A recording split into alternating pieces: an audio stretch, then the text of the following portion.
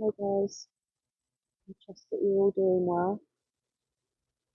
I wanted to make a video about depression, especially in sensitive spiritual souls, and it's actually inspired um, a guy called Zachary. He's a YouTuber who does readings. He's a really sweet guy. He's a singer as well. I recently noticed that he's created a channel basically to help himself cope with depression, and he's sort of come out and talked about what he's experiencing. And it just really struck me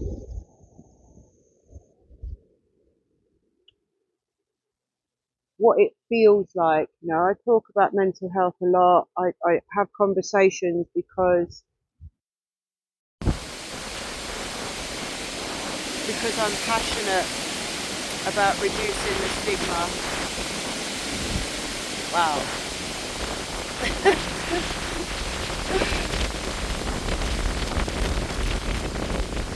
But it's easy to brush over things or to forget what it really feels like when you're either out of that situation or you've never experienced it. And I do recall noticing when I went through depression myself, which I have been through many times actually,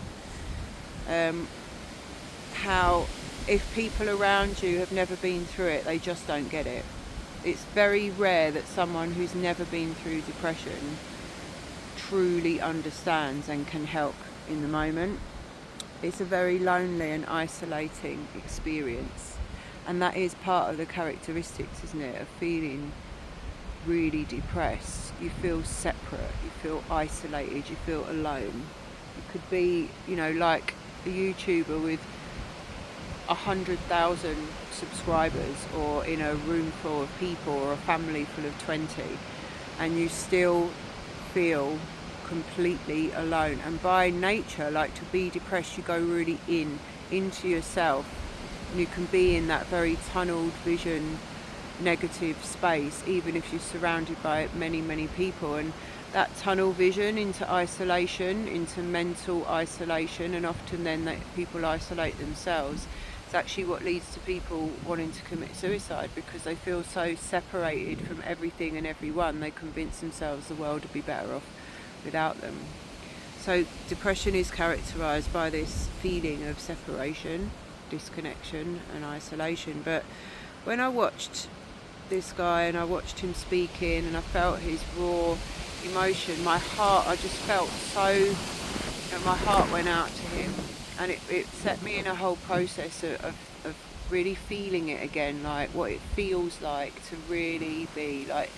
Clinical depression is a terrible thing. People are very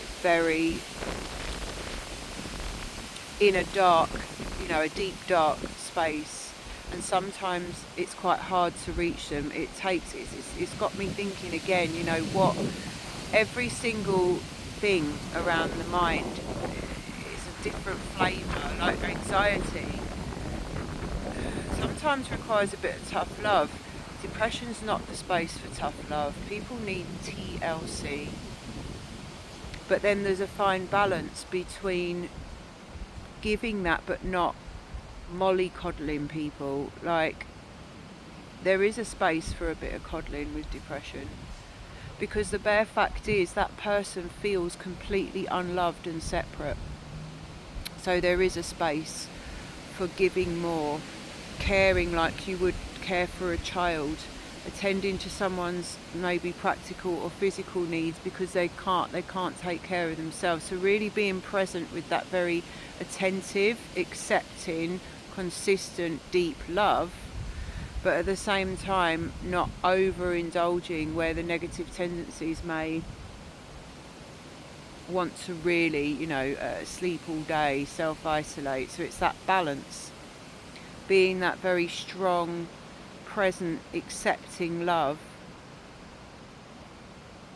but also, mirroring, maybe demonstrating with a firmness where maybe what's right for you is a slight adjustment. It's a very difficult balance. A lot of people caring for someone with depression don't actually know what to do or say. And do you know what? There is nothing you can say. You can't make people feel better by a quick sentence or a quick story, or, oh, you know, everything's all right tomorrow, get a good night's sleep. It's not that. It's such a deep space in the mind. It's literally like you've got the weight of the whole world on your shoulders. And for starseeds, sensitives, empaths, especially at this threshold with so much chaos going on in the world, that's a very deep, dark space to be. It really is. I've been thinking about what, really getting to the bones of what actually helps. And thinking back to my own experience as well, my own experiences. Because this is like burning a fire inside me. I keep getting two memories shown, and they were both around the same time. I think they were sort of simultaneous. I was about 16, and I was walking out of school, crossing the road to another school building on the way to a class. And it's weird, I had a sense of being, the first time in my life, I was only 16, having a real sense of a maternal feeling. Obviously I didn't want a baby at that moment, but I had a real overwhelming, my first sort of maternal rush through the body. And at the same time I had this overwhelming, a lifelong thing. It's like, I want to help people. How do I help people in this world? And it's interesting, since I watched Zachary's video, I've had those feelings running alongside. Like, I feel so maternal. Hello, spider.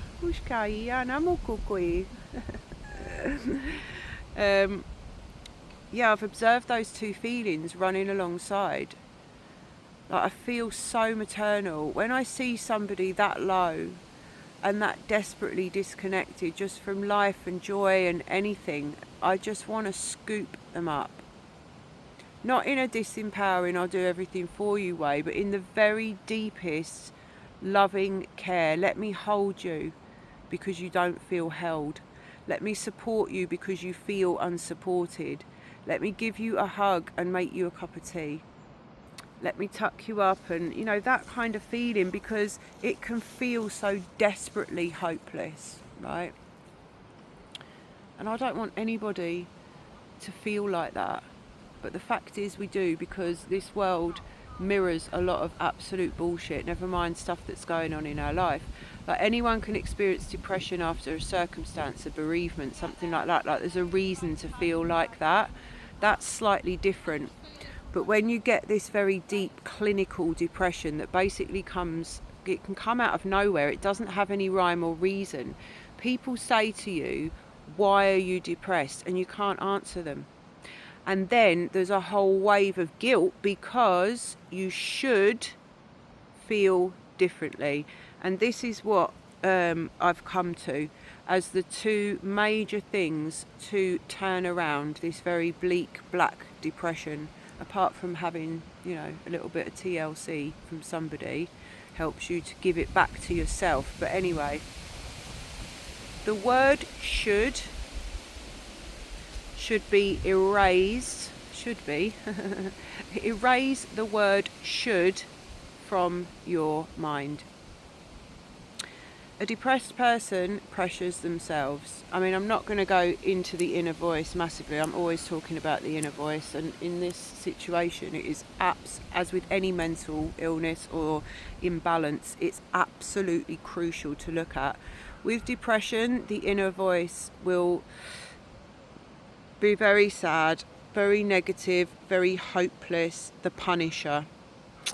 And the word should is like someone bashing you over the head every time you say it to yourself. So it's all about pressure. The first thing, and this applies if you're caring for someone with depression as well, take the pressure off of them in every single way. Sweep everything aside. You don't need to do anything. No one's asking anything of you. You can just be. What if there was nowhere to go, nothing to be, nothing to do? Take the pressure off. And when it comes to yourself, Examine in your own mind how many times you tell yourself that you should be doing something, or you should feel a different way, or things should be different. That pressure is the depression. It will make you worse. It will make you feel desperate and hopeless and much, much, much worse. Erase the word should and take the pressure off in every possible way that you can. The second thing, which was the absolute turning point for me personally, and it took me a lot to get to this point, because I felt like I was giving in to it. I felt like I was giving up, giving in. And it took me a long time. But when I completely accepted how I felt, in other words, I took all the pressure off myself. The minute that I completely accepted that I was depressed, I'm a depressed person. Right now, in this moment, today, I feel really fucking depressed. I am depressed. 1111. When we can be full acceptance with what is in this moment, with nowhere to go, not trying to change it, force it in any way, full acceptance. And it's interesting because I had a transmission come through last night, which I posted on my YouTube, from the Bone Mother. Very ancient, deep, feminine wisdom was pulsing through, and the crux of the message was acceptance for self. And here it is again. It's magic, it's alchemy. I sure know that it's pouring down now. I just want to show you. It's so beautiful. So blessed to be here. The second you can sit there and just let it all go. Let the trying go. Let the what ifs go. Let the should go. Let the pressure go. Sit down and say, this is me right now. Because in itself, there is no problem with it. It's how we treat ourselves, how we be towards it, that is the problem. The second that I fully accepted that I was depressed, a big spaciousness opened up within me. I took an exhale and I was like, right, it just is. So what? It just is. The second that I did that and took the pressure off and stopped giving a fuck about whether I now measured up to this or that, or whether I'd be able to go work, and what it means in this relationship, and what that person thinks, and all this stuff, right? The second that I took all of that off me, I felt better. It just opened up this massive space within me that then I could work from. Then I could bring in a little bit more kindness to myself. So those two things, because when, and don't get me wrong, I've worked in mental health, I speak about mental health, I'm in a lot of areas, I do consider myself an expert. I know what I'm talking about, I know what I'm fucking talking about, because not only have I seen it on the external and worked with it and studied it from a million different ways, but I've also got lived experience, and I have healed so many things myself. And I've been really thinking, there's no point in talking about things and just there in people. We've got to talk about what really works and how. How do we deal with this? How do we get out of it? We can talk, there's many things, many reasons why depression is so prevalent in this world. It's kind of like, they're not very surprising, are they? If we look at the chaos of the world, if you're a sensitive person, if you're an empath, if you're intelligent, and you actually think about things, then you're going to experience the contrast as well of the light and love and the expansion. We've got to be able to hold those feelings in our container without them overwhelming us like a tidal wave. It's such a huge feeling of incapacitation and overwhelm when things get that much on top of us. But really, it's not the thing in itself, it's how we are reacting to it, how we speak about ourselves, how we pressure ourselves, and where we take it from that moment onwards. Who are we being, and what are we believing about ourselves when we're allowing this script to completely overtake our concept of ourselves? And then we just get smaller and smaller and smaller and withdraw.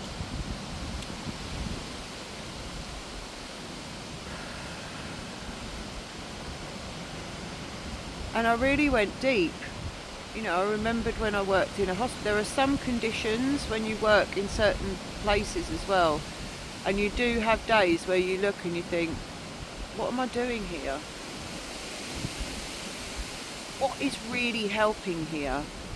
And it really strips back your ego. You know, all the things you've learned, all the right things to say, all like, you know, picks up, oh, you know, it's okay, come on, make you feel better. Some things ain't that easy.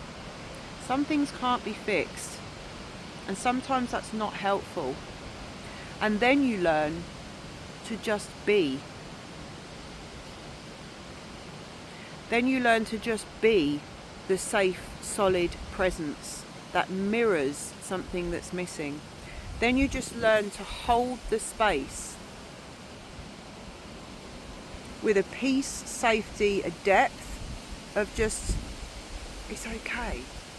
I don't want anything from you. There's nothing you need to do. Just be. Oh, and can we take care of you a bit more? Can you be a bit kinder to yourself? Can you stop punishing yourself in your mind and going over the same thing again and again and again? That's literally, you're like beating yourself on the back with it. Then you learn the value of presence, of silence, and of deep acceptance. No judgment. If there were no judgment in this world or in your mind, there would be no depression. It's our reaction to who we are and what we experience. We've got to stop pressuring ourselves and remove give yourself permission to extract yourself from any obligations that pressure you, any relationships that pressure you. You have to. This is your health at stake, and it's all these energies of pressure, the shouldness, and the lack of acceptance that is making everything out of control. Erase the word should and try accepting. Try accepting just exactly how it is. You don't need to like it or not. It's not about whether you like it or not. We've all got so many preferences in this world. Oh, I like it, I don't like it. Everything is I affirm or deny it. And it's a trap, it's polarity. Can we just be? Just be with what it is. You don't need to like it, and you don't need to not. No attachment, it just is.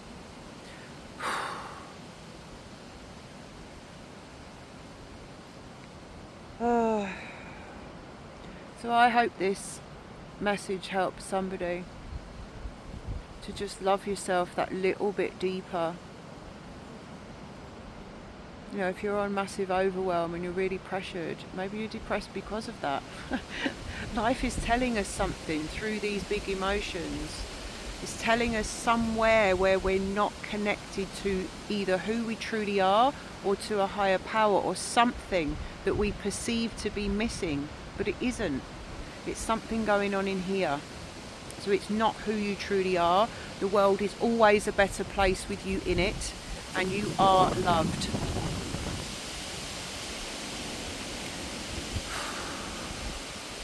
And yes, I am, and this is part of my as well, stepping out of my small self. You know, I want to talk about these things more. I want to share my keys and codes. I know if I got into schools, any institution, we could change this world.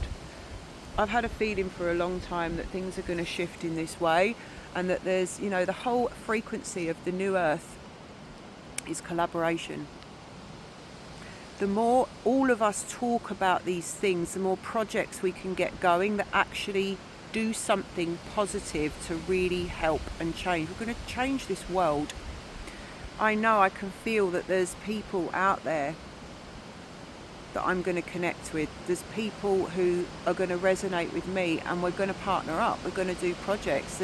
Every way that this world is going to change is through communication, collaboration and cooperation, vulnerability, truth, honesty. So let's smash, the more that we talk about this, the more we illuminate. So let's illuminate what's inside as well. Don't run from the dark corners of your mind. There's nothing to fear in there. It just needs the alchemy of acceptance for you to bring that in for your beautiful self. And just take 1 minute at a time, one now moment at a time. The mind tends to like to blow up and catastrophize. How am I going to get out of this? How am I going to feel better? Like we're looking at the end result or how we used to feel, and we're like, how the fuck am I going to get back there or there? How am I going to get out of this? You don't need to get out of it anyway. You just need to deal with one now moment at a time, one day at a time, one feeling at a time, and it all meet it all with acceptance.